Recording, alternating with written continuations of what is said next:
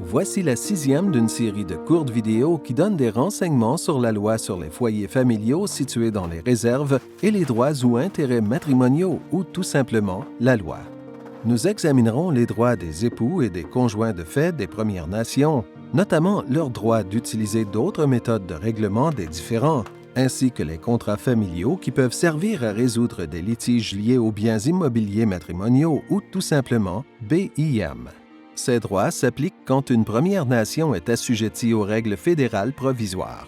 Des dispositions semblables peuvent être incluses dans la loi sur les BIM adoptée par une Première Nation.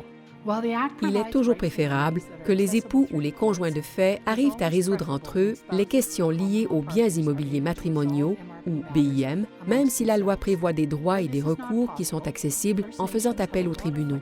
Quand c'est impossible, les Premières Nations disposent de beaucoup de flexibilité pour intégrer les traditions et les coutumes à leur propre mécanisme de règlement des différends, afin d'aider à résoudre les questions liées au BIM.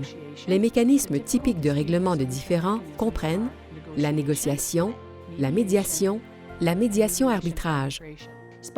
Les époux et les conjoints de fait peuvent tenter de conclure une entente grâce à la négociation avec ou sans l'aide d'une tierce partie. La négociation vise à permettre aux parties de parvenir à une solution mutuellement acceptable qui évite la nécessité de s'en remettre au tribunal.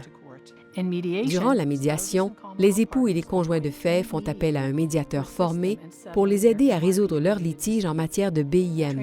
Le dit médiateur ne tranche pas la question pour les parties, mais les aide à parvenir à une résolution mutuellement acceptable du litige sur les BIM.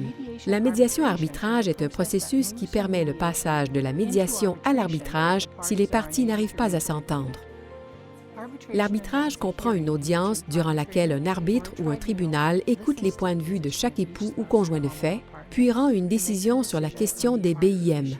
Cette décision peut être exécutoire ou être simplement une recommandation.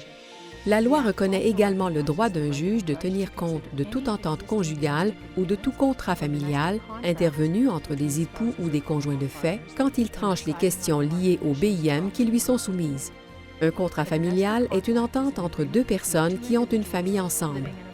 Il précise les droits et les responsabilités de chaque conjoint durant la relation et en cas de rupture de la relation ou de décès de l'un des époux ou conjoints de fait. Il peut s'agir d'un contrat de mariage ou d'un accord de cohabitation. L'accord de séparation est un autre exemple de contrat familial. Ces accords sont juridiquement contraignants.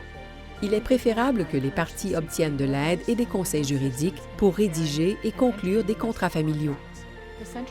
Le Centre d'excellence en matière de biens immobiliers matrimoniaux a créé des modèles de règlement des différends, un cahier d'activités et des documents de formation pour aider les Premières Nations à créer leur propre modèle de règlement des différends. Pour obtenir de plus amples renseignements, veuillez consulter notre site Web à l'adresse cdebim.ca. Cette vidéo est offerte à titre informatif seulement et n'offre pas de conseils juridiques. Il est toujours préférable d'obtenir les conseils juridiques d'un avocat qui connaît la situation particulière de ses clients ainsi que les dispositions de la loi.